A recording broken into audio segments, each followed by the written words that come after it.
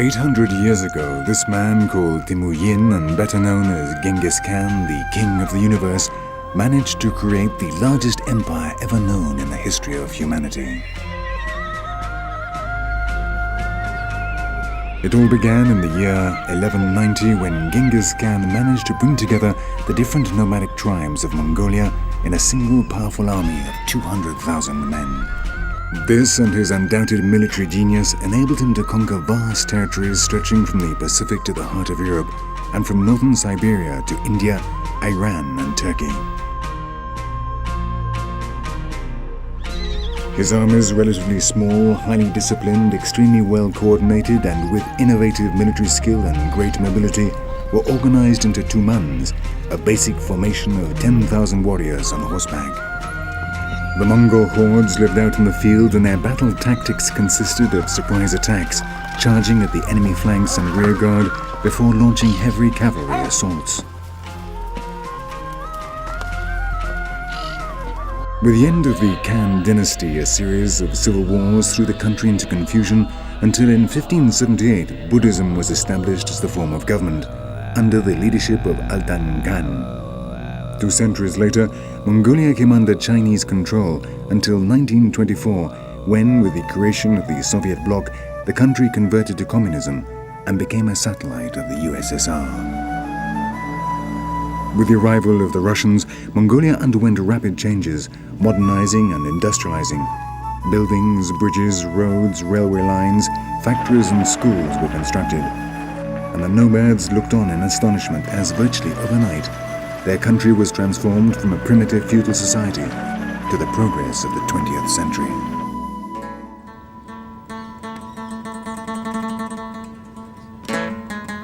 Ulaanbaatar became the new cosmopolitan capital of this renewed country, designed in accordance with the cold, impersonal urban planning standards of the Soviets. The result is an atmosphere which gives the visitor the impression of having landed in a lost remote city in Siberia. But with the fall of the Berlin Wall in 1989 and the consequent disintegration of the Soviet bloc, the Russians left just as quickly as they had arrived. And overnight, Mongolia was completely paralyzed, suffering political and economic collapse from which it has still far from recovered. Since then, the city has rapidly deteriorated and its inhabitants struggle to survive as best they can. The situation in rural areas is also dramatic, and every day hundreds of families arrive in the city fleeing from poverty and hunger. The new settlements which have been established in recent years have doubled the surface area of Ulaanbaatar, and it's calculated that around 40% of the city's inhabitants still live in gers, the houses of the nomads.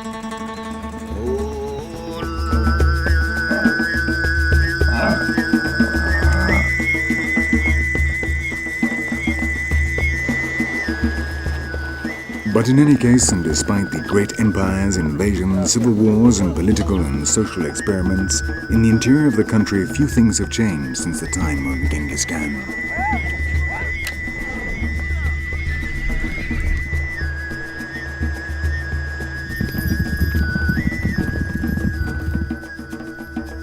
On the vast Siberian steppes, where winter lasts for 10 months, the life of these nomads is virtually the same as that of their ancestors. The horse is still their means of transport, and they continue to live by cattle rearing and hunting.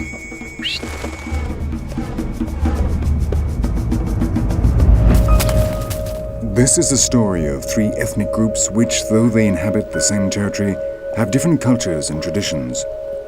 But with one common denominator, they are all heirs of Genghis Khan.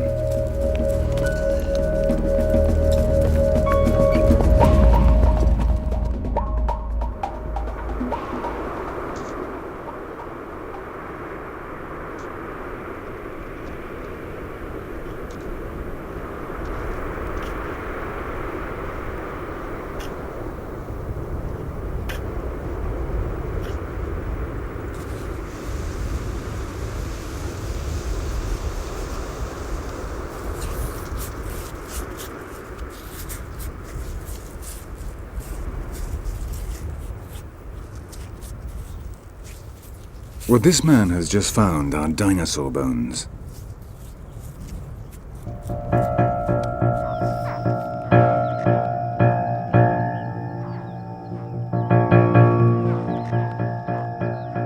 Since Roy Chapman Andrews, whose life inspired the character of Indiana Jones, discovered the first dinosaur eggs in the Gobi in 1921, this desert has become a magnificent laboratory for scientists and paleontologists. With their excavations, they have been able to find answers to many questions, establishing, for example, that the dinosaurs disappeared from the Gobi as a result of avalanches and sandstorms at least 16 million years ago.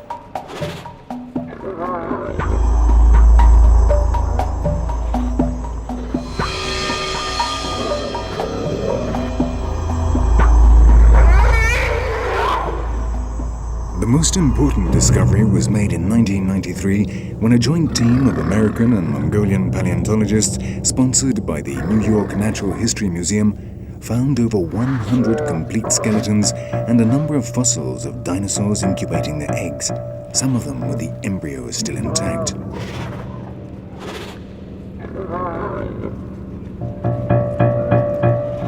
And though the majority of these finds are now on display in the major museums of the West, the Ulaanbaatar Natural History Museum is a magnificent place to find out more about these animals that lived on Earth 250 million years ago.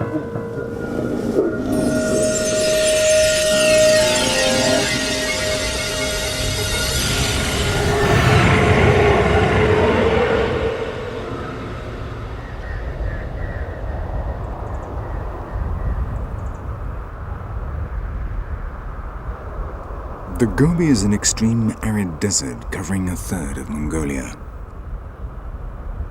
Traversed by ranges of sand dunes constantly lashed by the wind, the first European to cross it was the Italian traveler Marco Polo in 1275.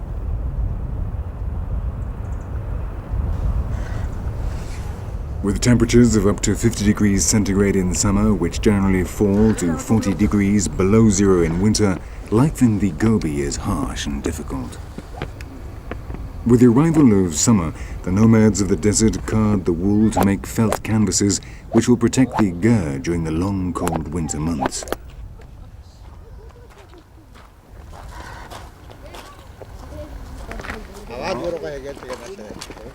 It is also a good time to collect and store camel excrement. These animals are essential if man is to survive in these barren deserts. In a landscape where there is not even a single tree, this is the only possible source of energy for heating and cooking.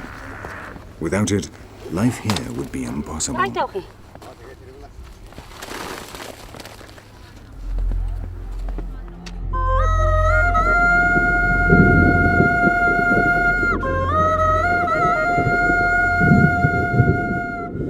But every year with the summer storms, the Gobi gives a brief respite to its inhabitants, and for a few weeks the miracle of nature returns to the desert, covering everything with a fresh green blanket of grass.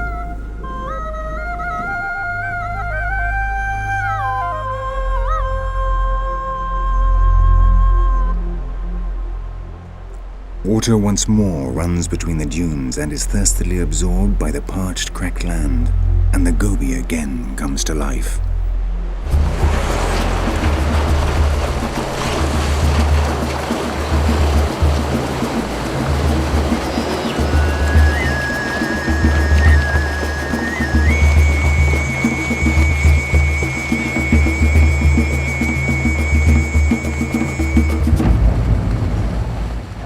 What, until just a few days ago, was simply stone and dust, now takes on the appearance of a lush garden, with all the variety of greens you could possibly imagine. The storks stop off here to regain their strength on their way to the cooler lands of the north, while in the Guramban Saikan Nuru Mountains, the almost exclusive domain of wild goats and scavengers, the ibex descend from the summits in search of food.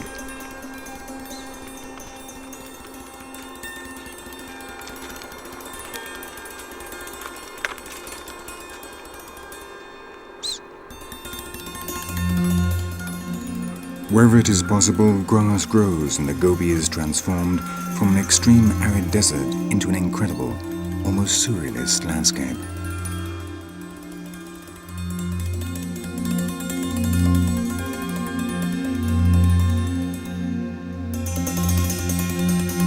Everyone wants to take advantage of this gift of nature while it lasts, and the desert is populated by humans and animals from the high steppes which surround the Gobi.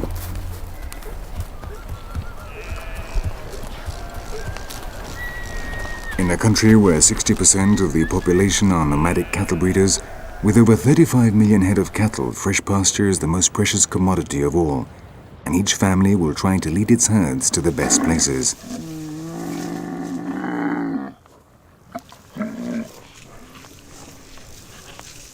But here the camel continues to be king.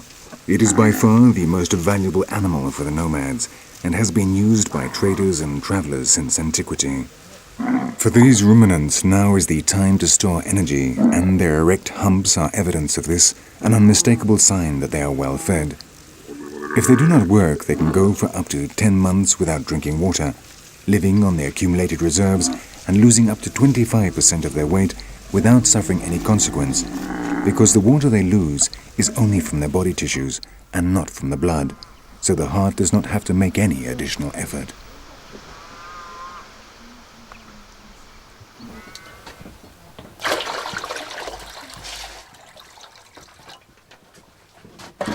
For over 80 years, the Tanzendaya family has moved to this region every summer with their 200 horses, 800 sheep and goats, and 200 cows. They continue to be prosperous cattle breeders despite the fact that 2 years ago a particularly harsh winter killed over half of their cattle.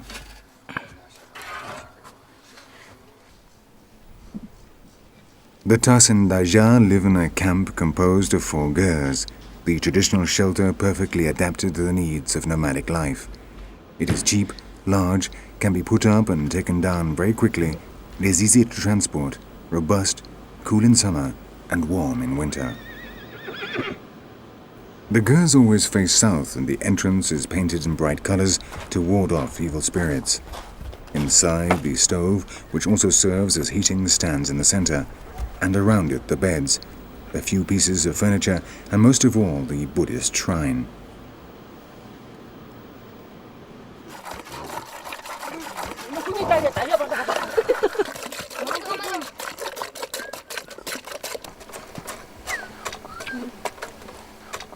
Obviously, the base of their diet is meat, especially lamb.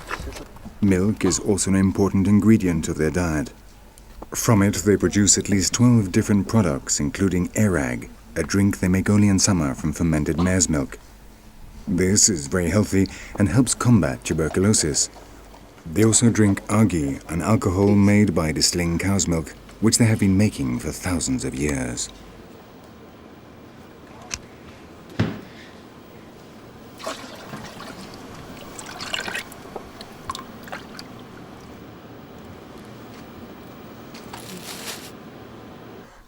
While the women remain inside the gers taking care of the home, the men get ready for one of the favorite activities of these nomadic herdsmen, breaking in the colts born the previous spring.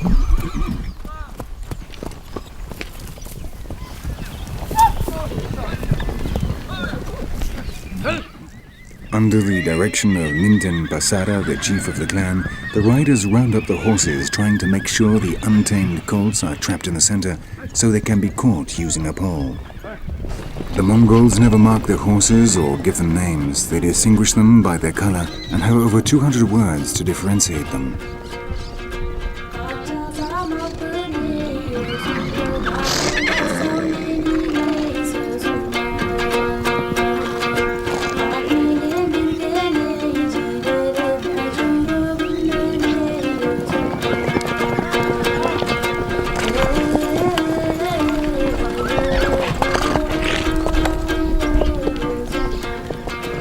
For them, the horse represents much more than simply an animal used for transport and carrying goods, which they began to tame 4,000 years before Christ.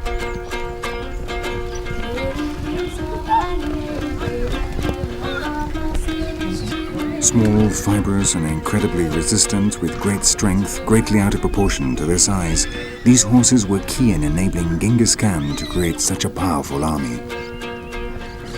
The chronicles tell us that the soldiers slept on their mounts while they continued to travel through the night. When food was scarce, they even drank the blood of their horses.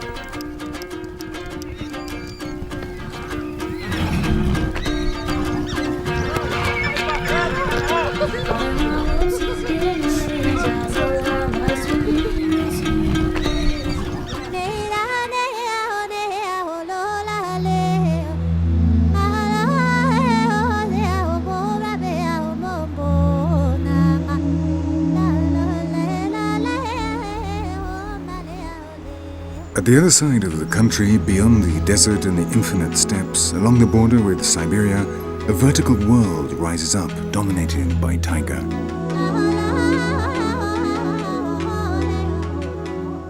Taiga is a Russian term for the northern forests composed of firs, larches and silver birches, perfectly adapted to the strong winds and the low temperatures.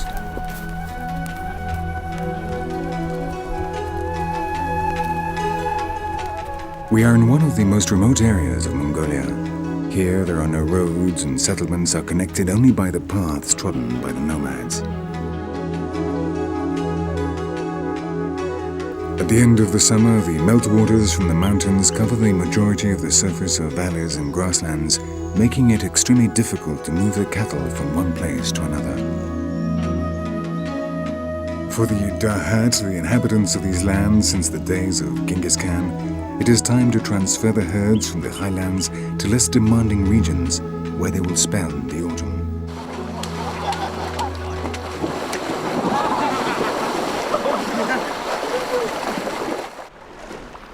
The Dahat can move up to 15 times a year in search of more fertile pastures or places where the wind is less fierce. In winter, however, when grass is scarce, the families must separate and search for food independently.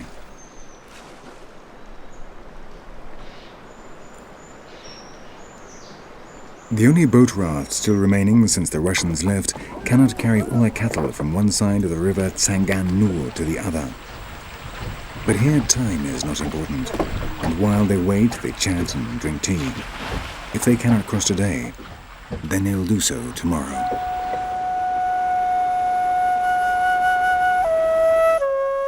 While it is still summer in the lowlands, up in the valleys of the Dokhotsayani Mountains, autumn arrived several weeks ago, suddenly and without warning. The colors of the forest are changing, and little by little the entire range of reds, ochres, and yellows appear. This is the home of the Tsatan, one of the smallest and least well-known tribes in Asia. For these mountain nomads, the essential pillar of their subsistence is the reindeer, but this does not by any means cover all their basic necessities. Their living conditions are so harsh that they are the poorest nomads in Mongolia, surviving on little more than their wits. These people came here from the mountain peaks just 7 days ago, and they will spend the rest of the autumn here.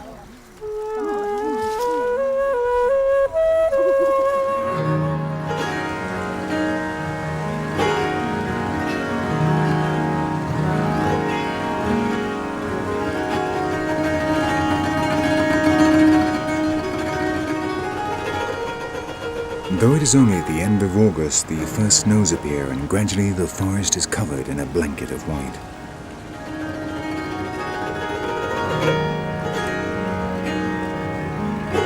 But for the Tsatan, this is the best season of the year because they are no longer plagued by mosquitoes, the temperatures are relatively mild, and there is still sufficient food for the reindeer.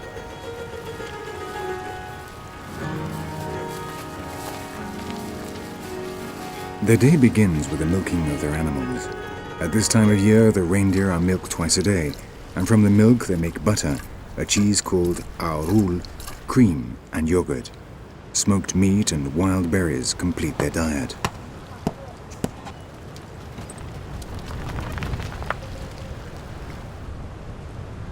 The life of the Tsatan has never been easy, but since the arrival of communism, part of their culture, traditions and daily life have been destroyed.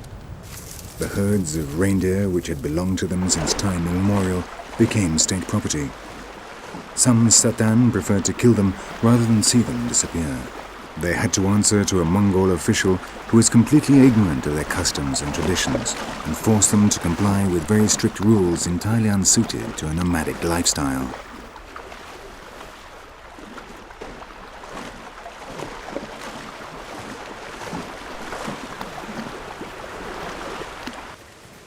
Once they have been milked, the reindeer are released and spend the rest of the day grazing in the mountains.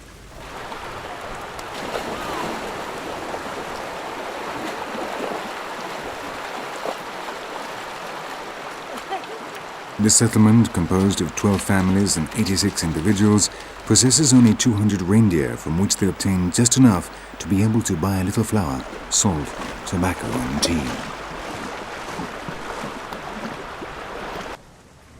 One thing that strikes you is that the horns of all the reindeer have been cut.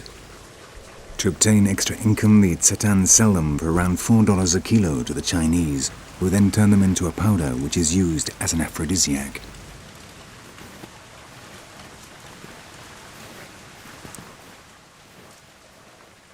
While the reindeer peacefully graze up in the mountains, the families remain inside their tents, around the comforting warmth of the fire. And that, more or less, is their day. Gombo is the chief of the clan. He was born 55 years ago in the Russian taiga, but when he was 6 years old, his parents crossed the border and settled in Mongolia.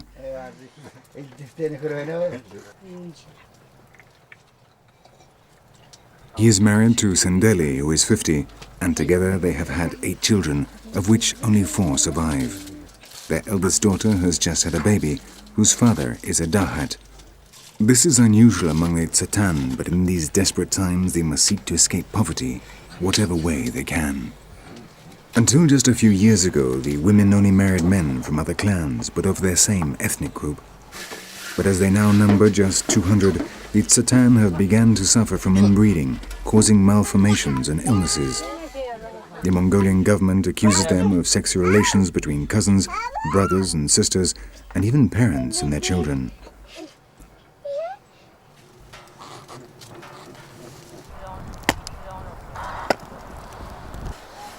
Outside, the snow continues to fall and the cold is intense. The youngest chop wood. The fire must not be allowed to go out.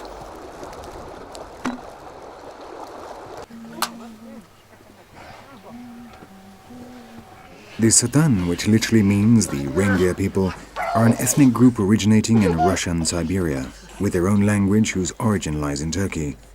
But with the creation in the 1920s of the People's Republic of Mongolia and the consequent marking of the borders, a group of some 1,000 Tsatan and 6,000 reindeer remain on the Mongolian side.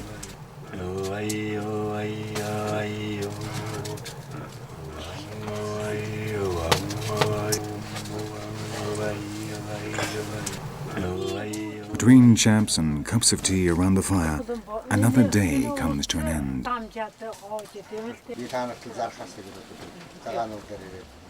The snowstorm appears to have abated a little, and Dalai Bayar, Gombo's elder brother, takes advantage to go out and indicate to the reindeer that it is time to return to the settlement.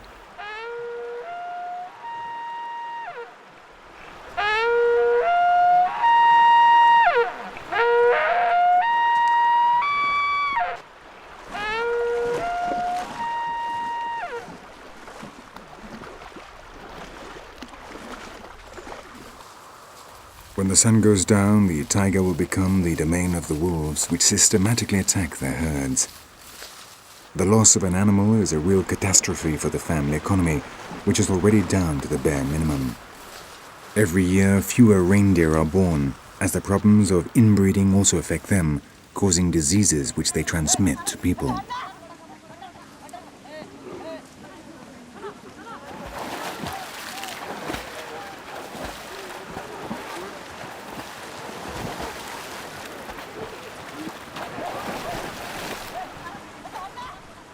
With the return of the animals, the camp again stirs to life. Each family separates its reindeer from the herd in order to milk them and give them salt. Then they prepare dinner, a little milk or yogurt, and, if they are lucky, some rice.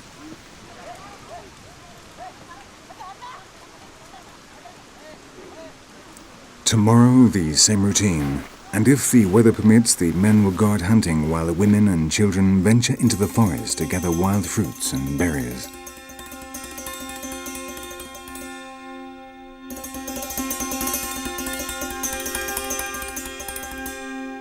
That is a day in the life of the Tsatan, a tribe which unfortunately would appear to be doomed to extinction.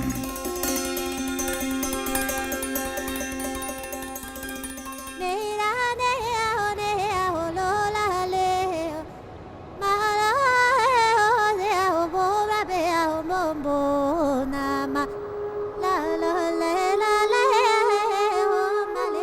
In the Altai range, winter has arrived with even greater force than normal, and at the start of October, a thick layer of snow already covers the mountains. Though we are still in Mongolia, the majority of the people who live in this region are of Kazakh origin. Like the Mongol nomads, they too live in gurs, but theirs are considerably bigger and much better decorated.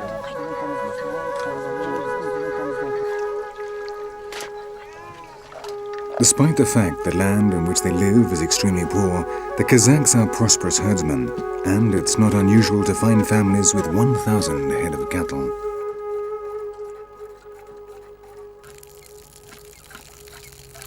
In this small camp occupied by their Bulgan family, the women begin the day by milking their yaks. But it's very noticeable that there are no men around.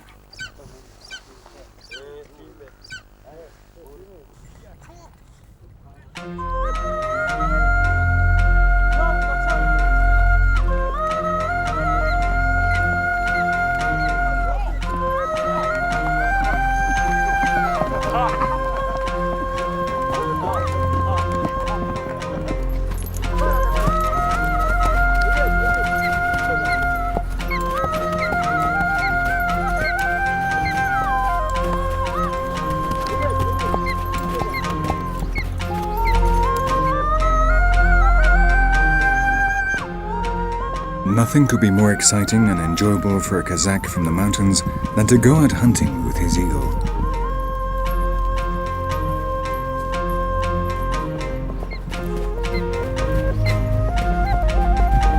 The season has just begun, and for these men, today is the first hunting expedition since the start of the spring, and it is a moment they have all been waiting for impatiently.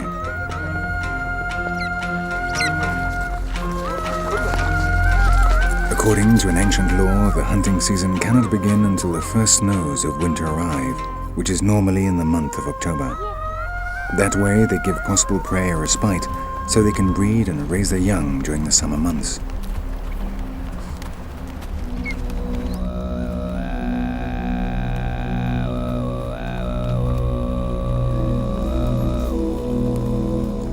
But if the snows take longer than normal to arrive, the hunters all go to see the shamans to pressurize them into making it fall. They cannot conceive of life without hunting, and in fact claim that when the Kazakhs came into the world, they were already eagle hunters.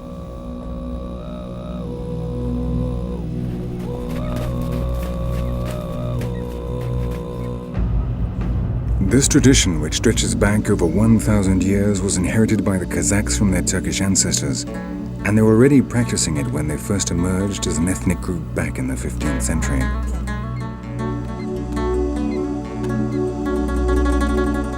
After riding for 3 hours, the 5 horsemen reached the summit of Balkan Altai, which at 3,900 meters is the highest mountain in the area.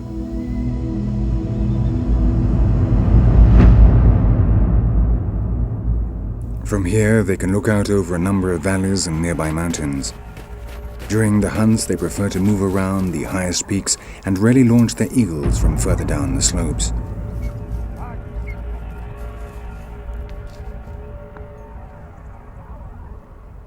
Meanwhile, the beaters comb the valley, trying to scare out a hare or a fox. But the Altai is also a land inhabited by wolves, an animal very much feared by the Kazakhs, as it frequently attacks their cattle. If a wolf appears, the hunters all release their eagles together, even though they know it may suffer serious injuries or even death.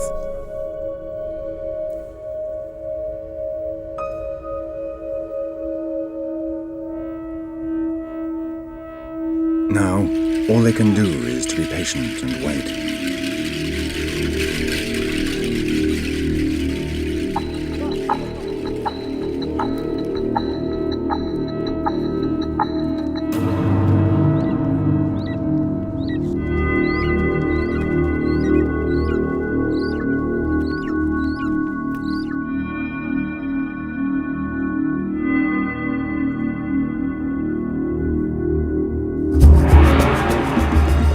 A female fox has left her den, frightened out by the cries of the trackers. With his old binoculars, Kosan does not let her out of his sight.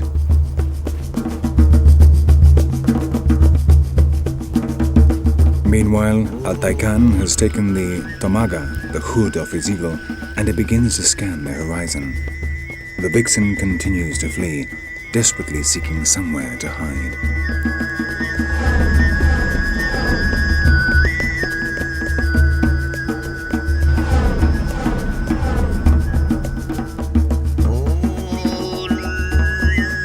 The eagles of Kumar Khan and Talai Khan have just spotted the prey and immediately shoot off towards her.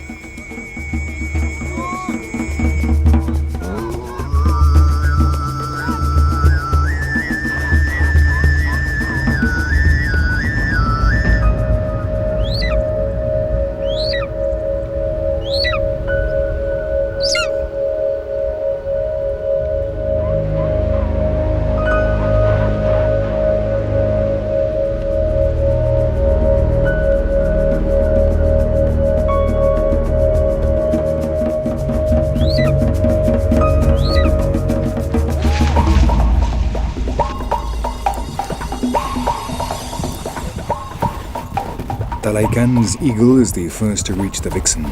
Talai Khan sets off at a gallop down the mountainside in the hope of getting there before the precious fur of the prey is damaged, or before the vixen fighting for her life wounds his eagle. But miraculously, the vixen has managed to get free from the claws of her predator, and wounded runs off trying to escape, but she will not get far.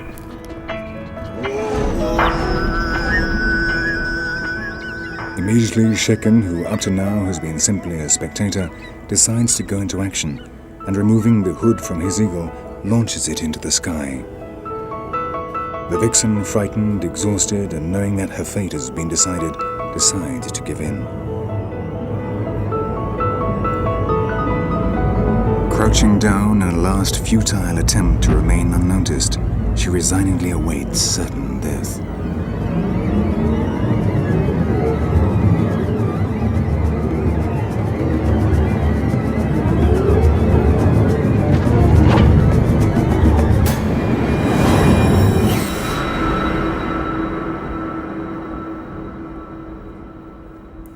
After immobilizing her rear legs, the eagle attacks the head of the vixen, paralyzing it with the tip of its claws, capable of applying pressure of hundreds of kilos per square centimeter. When Talai Khan catches up with the eagles, the vixen is already dead. Now he must free it from the claws, a by no means easy task.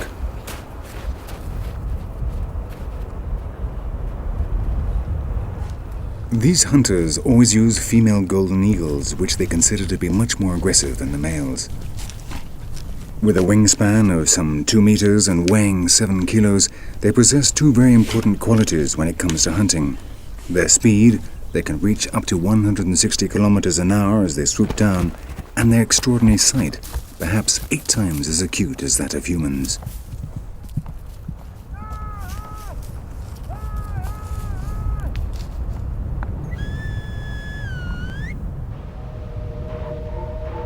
With a whistle and attracted by a piece of meat, the eagles return to the arms of their masters.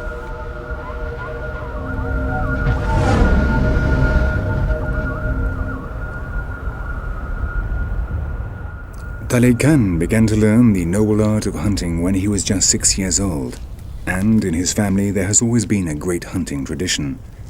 Kumar Khan, his father, is one of the most respected hunters in the region, and for any family to have a hunter among its members is a sign of prestige and wealth. Only those who own many head of cattle can allow themselves the luxury of breeding and training eagles. In the past, it was a sport practiced in Central Asia only by the elite.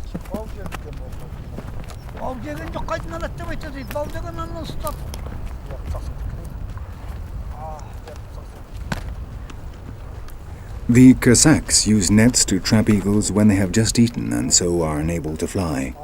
For the first month they are kept inside the ger to accustom them to the sounds and smells. Then, for several weeks, they are trained so they maintain their balance on the arm of the rider as he gallops along. Finally, and most difficult of all, they are trained to return to their master after they've been released. From the time they are caught, they always remain close by him, even sleeping at his side.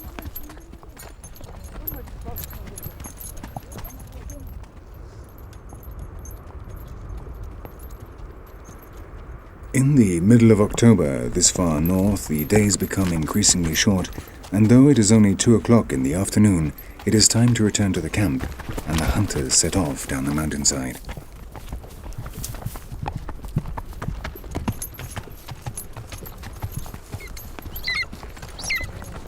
The sun rapidly sinks in the sky, and little by little the gentle colors of twilight envelop the peaks of Altai.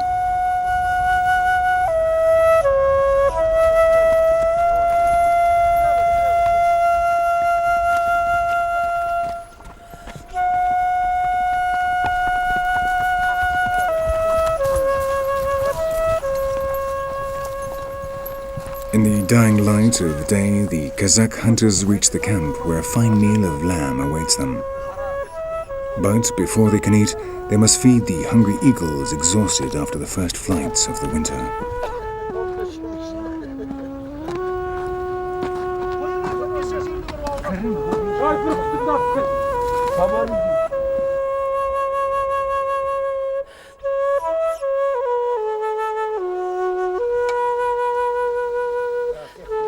Kumar Khan, the master hunter, gives them cow liver to eat in a wooden bowl so they won't damage their beaks. Each one of these birds of prey can eat 2 cows in a single year.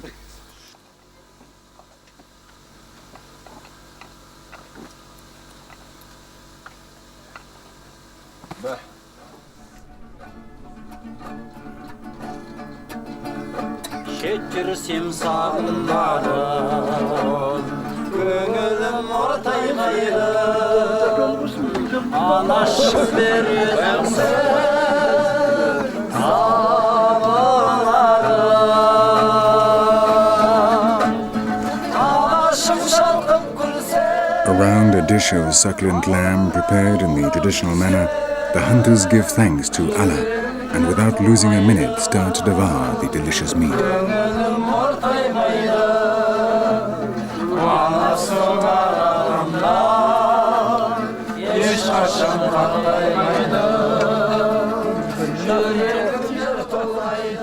But tonight is a special night, and not just because they are celebrating the start of the hunting season. Tomorrow, the 5 friends will set out for Jorjok, a small settlement 4 days' ride away, where a group of hunters is going to meet for the first time to hold the competition. The rest of the family will pack up camp and move to their winter home.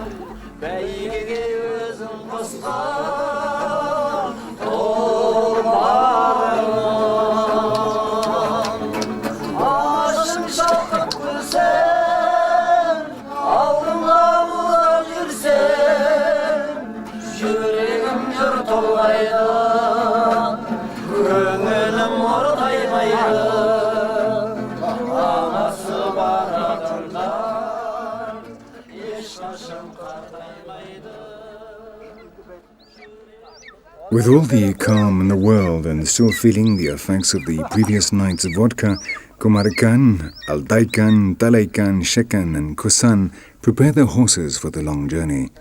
Meanwhile, the women and children will, in little over half an hour, take down the Gurs.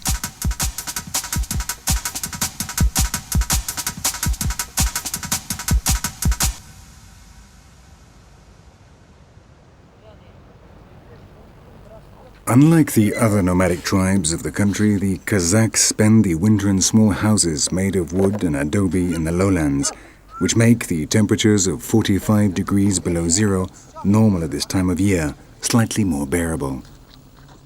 They are seasonal nomads. That is, they only migrate 4 times a year, coinciding with the seasons.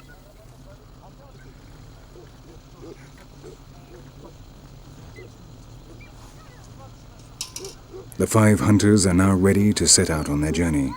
They will ride for 6 hours a day, resting each night in the Gurs they find along the way. If all the nomadic tribes on Earth can be said to have one thing in common, then it is their hospitality.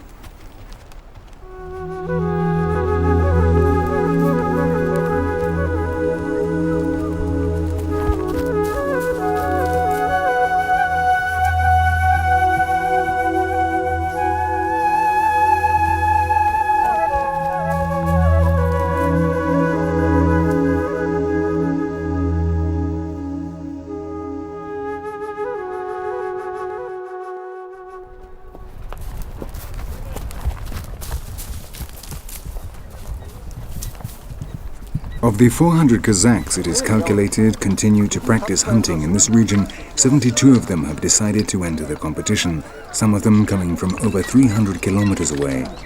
A long journey, but then this is a very special occasion.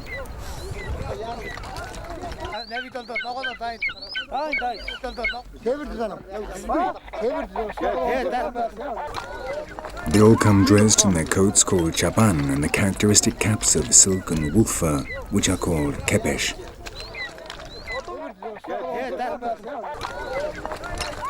The fact is that very little has changed in the life of these Muslim herdsmen since the end of the 17th century when they settled in this corner of Mongolia, fleeing from tribal wars. A century later, after a number of devastating incursions led by a Manchu emperor and which annihilated the Mongols of the region, the Kazakhs gained control of this harsh, extreme land. Today, and because they are isolated by the Altai Mountains and the river Hovd, these hunters have been able to preserve their language, their cultural traditions, and their identity as Kazakhs.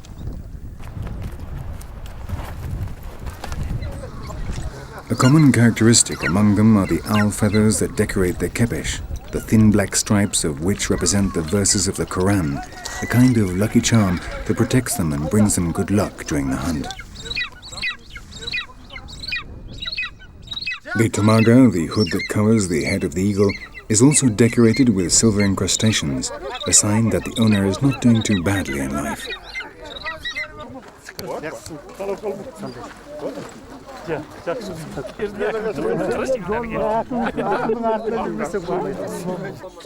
In a region as large as Belgium and with just 90,000 inhabitants, social occasions are rare, and so today is a magnificent opportunity to get together, to meet old friends and bring yourself up to date on other people's lives.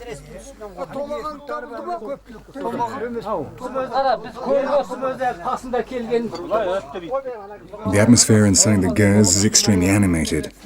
Gathered around in many different groups, the hunters recount 1,001 battles of their days out hunting.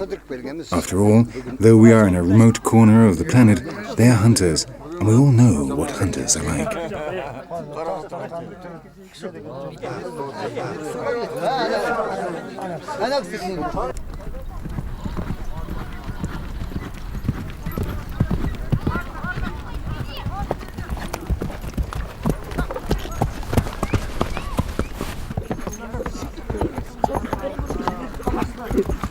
With so many people, it's also a good chance to practice cook bear, a very popular game in Central Asia, which the Kazakhs have been playing since time immemorial.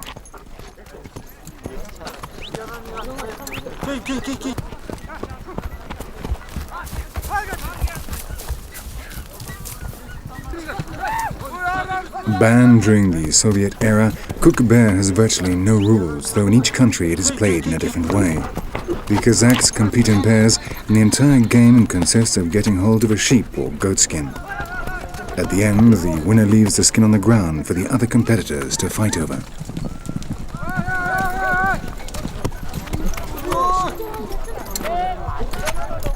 Cook bear is normally played at weddings. At the end of the celebration, when everyone has had plenty of vodka to drink, the bride's father throws the skin onto the ground, and the person that manages to carry it to the ger of the bride's parents will receive a prize, a yak. The difficulty is not just fighting against the other guests. Often the bride's house is so far away that the game can go on for several hours, but a yak is a prize well worth fighting for.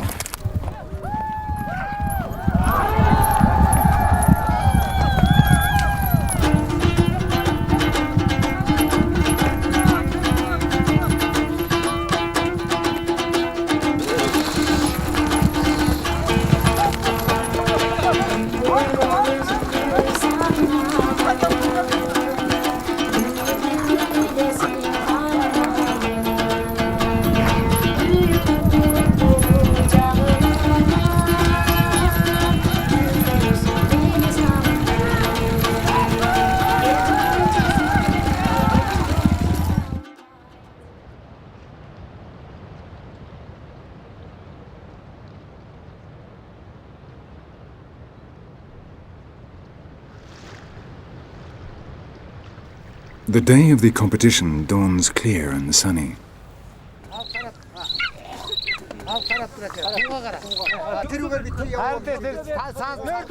Since the first light of morning, the participants have been taking up their positions at the top of a hill.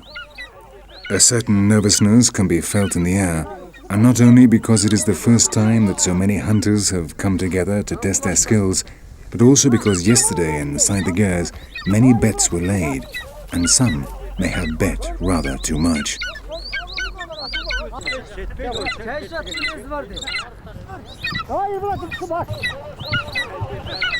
The first part of the competition consists of releasing the eagles one by one on the signal of a pennant towards a fox skin pulled along by a horse.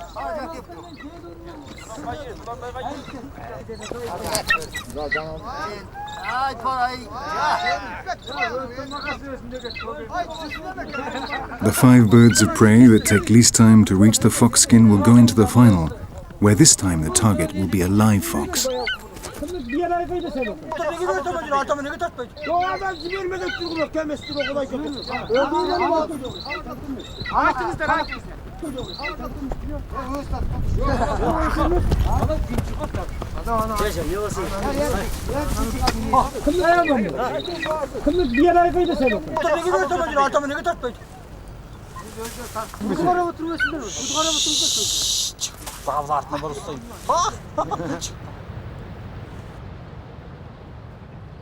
Evening is drawing in and the 5 finalists are ready for the grand final.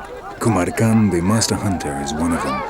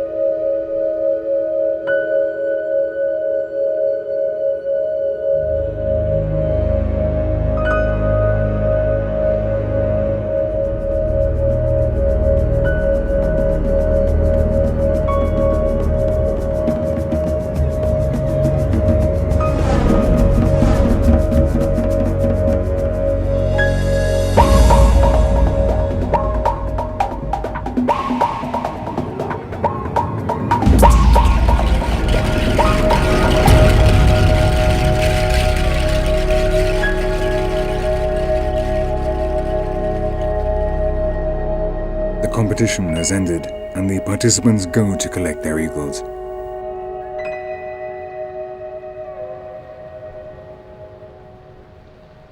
Kumar Khan was not the winner, but he doesn't mind too much.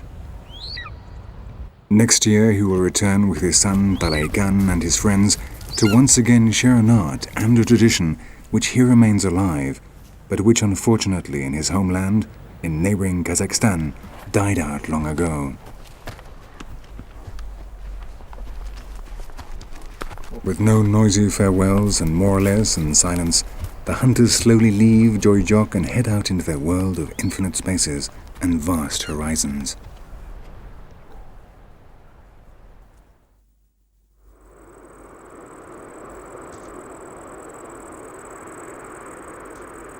In the Gobi Desert in the middle of October, the grass is drying. For the Tanzendarya clan, it is time to gather up camp and set off towards less harsh lands in which to spend the winter.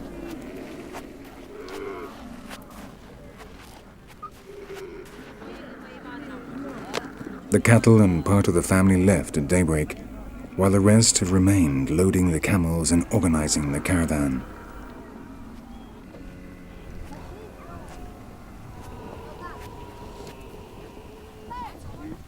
For 8 days they will walk, moving northwest to the edge of the desert. Then, at the start of spring, they will travel up into the highlands of the steppe, only to return later to the Gobi. That is what their ancestors did, that is what they do, and that is what their children will do.